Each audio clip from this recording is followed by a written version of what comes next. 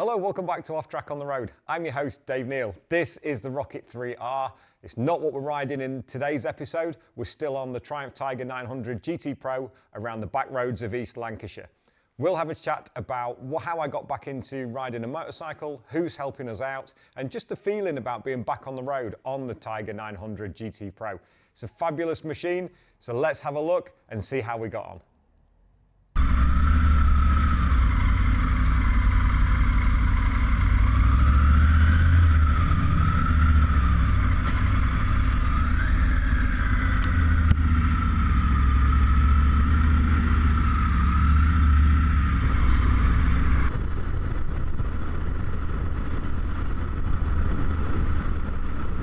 Where should we go now? Where should we go now? I have no idea. The weather's not exactly brilliant, is it? So, I don't know. Let's see what we can find. We'll maybe go all the way around and up the fence bypass. But this Triumph is just glorious. Beautiful bike to ride. Maybe pull that up a bit. That's it. Gives a bit more protection. We'll go all the way around here because there's a lot, I don't know, it's to be very, very careful on this bit because a lot of trucks, a lot of cars, a lot of taxis, lots of diesel. You can feel it in the car when you're going around it. It's very, very, very slippery. To try not to give it too much on the lean angle because it's a rough old surface as well. Check behind, just change lanes, that's it. And then we're going to go up on the fence bypass as the lights change. The love of traffic lights in Lancashire.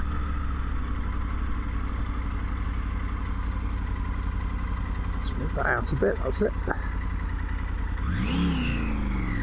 That's it.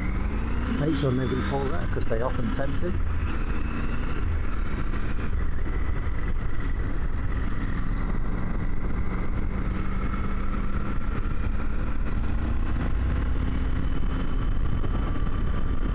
Wasn't expecting it to rain, I'll be honest.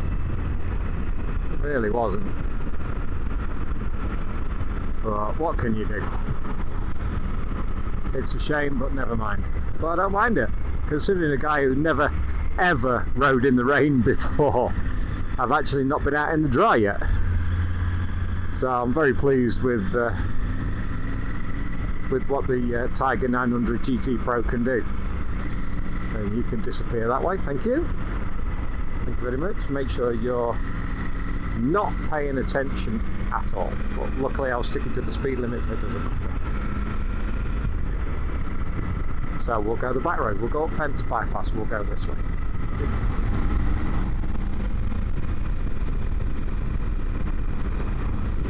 There you go. Just a little Suzuki Jiminy thing behind us, thinking it could sit on my arse, and then you just give it a bit of a plat, and all of a sudden he's not there anymore, which is amazing. Very, very disappointed with the weather, I've got to say. Very disappointed. But kit's doing its job. I'm nice and warm, so it's just a matter of riding to the conditions, isn't it? It'd be nice to get some warm tarmac under the tyres at some point. And not have rain on the visor all the time. But it's good, I love it. It's a great position to ride in, it's very comfortable. You feel like you could ride this forever. It's so neutral in its riding position, if that's a word, because there's no stress. The only stress is on your backside, because that's where you sat. You're not heavy on your arms like you are on a sports bike, obviously. But only really having ridden a couple of bikes on the road previously, in terms of a ZX6R back in 2001. 2000 I might have passed my test. 2001. Can't remember. Yeah, 2001. And then a GSX-R 600 K4, which had a lovely paint job by Dream Machine. It went to the NEC. And it was a beautiful paint job, but it was something called glass paint. It was 11 layers, and the bike was in the garage at my old house, and one of those little plastic like Fisher Price picnic tables just fell 18 inches away from the wall as I nudged it, landed on the bike. So they're light as anything, but it actually smashed the paint into like crazy paving. Big disappointment. But then, unfortunately, when I was out on an evening ride on a Wednesday, North Lincolnshire from Gainsborough out to Scunthorpe, and I'll be honest, we weren't hanging around, myself and my mate Chris, and it was one of those nights where I didn't want to go out anyway, but we did, and it's still to this day something. If I have any regrets in life, that's one of them. But I should have said no. I just wasn't feeling it. But we went out, and we were just north of Scunthorpe near Appleby, and we were coming back in between after some roadworks. There's some temporary roadworks on the road up to Winterton, and I don't know, I just wasn't paying attention. I was looking down at my clocks. We came back in. I was only doing 30 miles an hour, but everybody had stopped because the van was turning right, and I hadn't seen it. And by the time I looked up, I had a handful of brake, went over the front of the bars, and then landed on my face, and my bike fell to the side. Knocked Chris from his and scratched his swing arm, which meant that the insurance wrote my bike off and wrote Chris's fire blade off as well. And then my good lady wife at the time decided to turn it into a conservatory when the money came through. So I never rode on the road again until the Rally Pro a couple of weeks ago. It's so good to be back on the road, and it feels wherever. When it was on the sports bike, they were high revving, you were kind of like head down, backside up everywhere, and you've got to get there in this time, and you know, I'm not asked about that before. I'm just turned 51, so I don't have that urge to have the sports bikes anymore. The adventure bikes are really cool. If there's a scrambler of some description, something like that, to go out and have a ride on, I look forward to going on one of those, like the cafe races. But certainly not too bothered about the ZX10s and the GSXRs and the R1s and things like that. I'm too old for that shit, I'll be honest.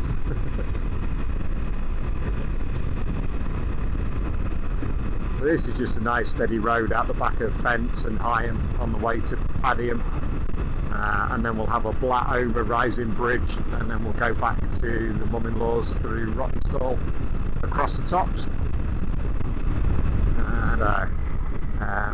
There's so many beautiful little back roads around here. Sabden, where you go through there, which takes you the back road to the west side of Pendle Hill, through the Neck of Pendle. It's called the Nick of Pendle, not the Neck of Pendle. I keep getting told off for that. Which is a glorious road out the back, but not today because the view isn't worth it today. There's far too much cloud and rain about. Speaking of rain, we are in rain mode. You can see just on the bottom there that we're in rain mode on the GT Pro.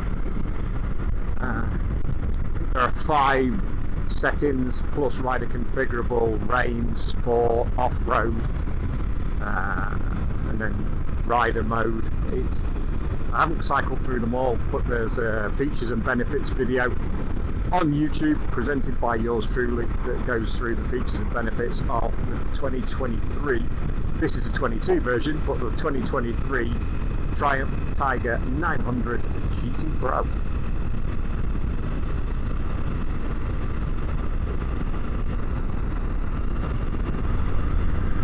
Actually using the back brake as well, which I never ever did on the sports bike, weirdly. But since we've been to Boastie's place up the Champions Flat Track School, where you only ever use the back brake, I'm a lot more used to it than I was before. So that's given me a nice little insight into riding on the road, and given me a bit of a grounding, knowing I was coming back on 2 wheels with Triumph. It's helped out an awful lot, really, considering I think my back brake blocks were brand new on both bikes that I had previously. There we go.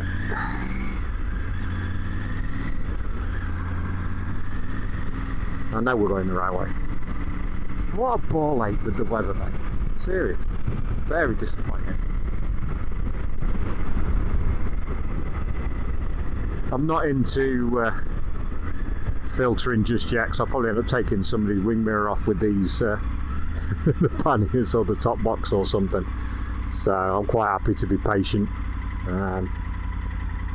Bit different if it was on the sports bike, obviously, but nah, quite happy just to wait my turn on this one. It's nice being out on the bike. That's the important thing, is being out on the bike and just enjoying the time.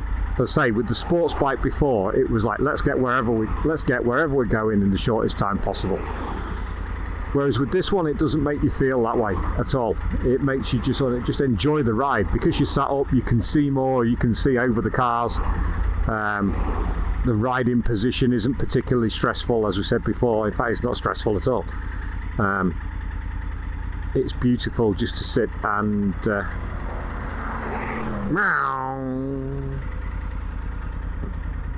show off. Maybe doing 6 miles to the gallon in his SVR. You can smell the wood where they chopped it down.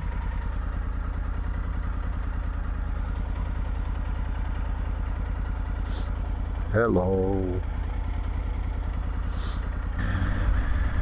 These lights will change dead quick, unfortunately.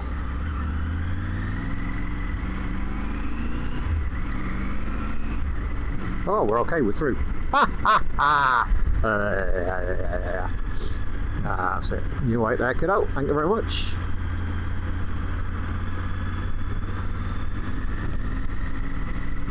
We might be able to get past a few cars here.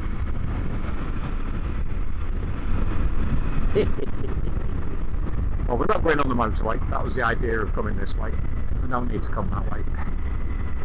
We're going to go straight on, and we're going to go over a place called Rising Bridge. Get out before this one. Thank you very much. That's it. Very, very tentative on the corners, I must say. I trust the bike, I just don't trust the road surface, but this is another relatively new road surface. But let's have a look. Come back in there. There we are. And we can just stretch a little bit of legs up here now, which is nice. That's it. We'll come off here. There we go. That's okay. Aslinden with capital H. Azzy to the locals. Todmorden, Rawtenstall, and back up for the mucker. Back up. Bake up, I believe they call it.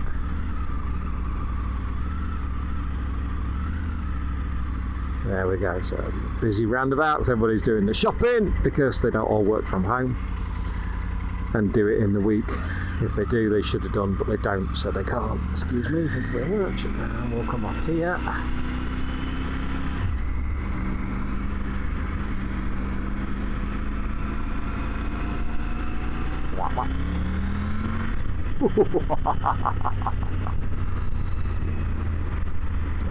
Fingers are starting to get a little bit on the cold side now.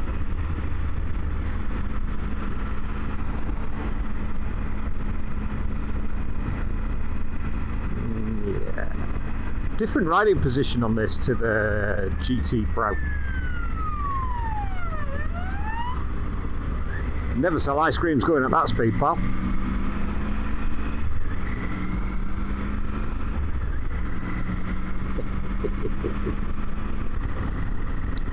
As I was going to say, the riding position is a little bit different on the GT Pro to the Rally Pro, because the bars are a little bit higher and a little bit wider on the Rally Pro. More off-road oriented, where this is the GT Pro, it's the Tourer. But again, I would happily head back into Lincolnshire on this in a Wanner, and it wouldn't be an issue at all. It's definitely a lot lighter and a lot more manoeuvrable than the 1200 GT Pro, but equally as much fun to ride.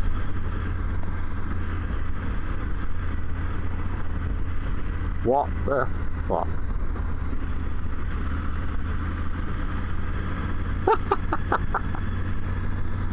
Just a couple of lizards hanging around.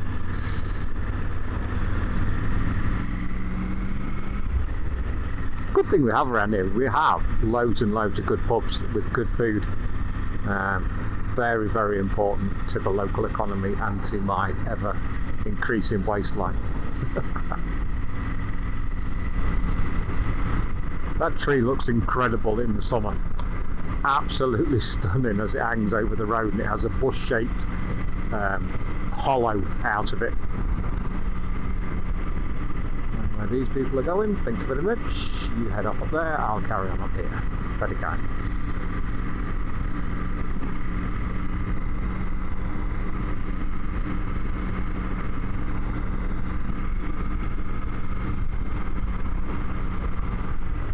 I think this is the place up there with those beautiful gates where Manchester United and England footballer Philip Neville used to live. Oh dear, you've had a bit of a... Holy shit, you've had a bit of a prank. Whee, there we go.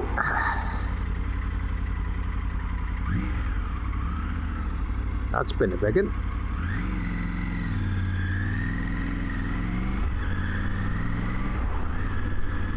It's getting dark again, it's going to piss it down. We're going to maybe call it a day on this one, I think.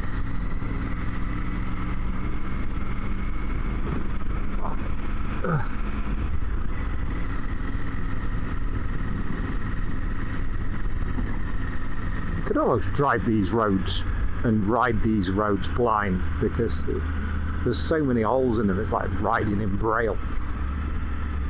And that's it. Go on then, X43. Burnley to Manchester and Manchester to Burnley. Every 40 minutes, I believe.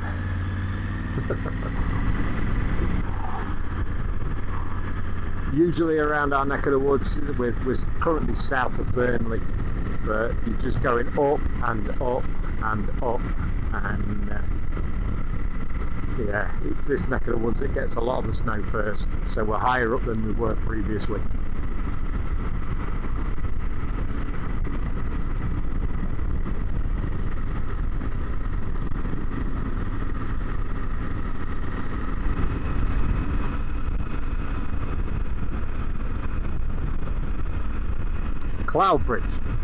Cloudbridge Reservoir coming up on the right hand side.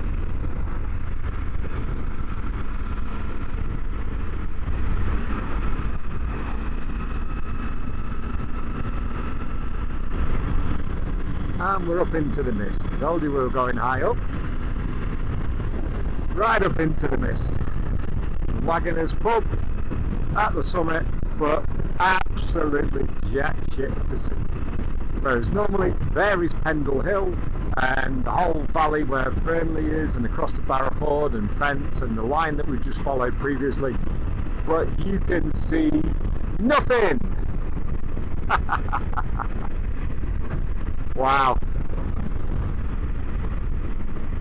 It's been an amazing ride. Thoroughly enjoyed it on the Tiger 900 GT Pro. Oh well, not to worry.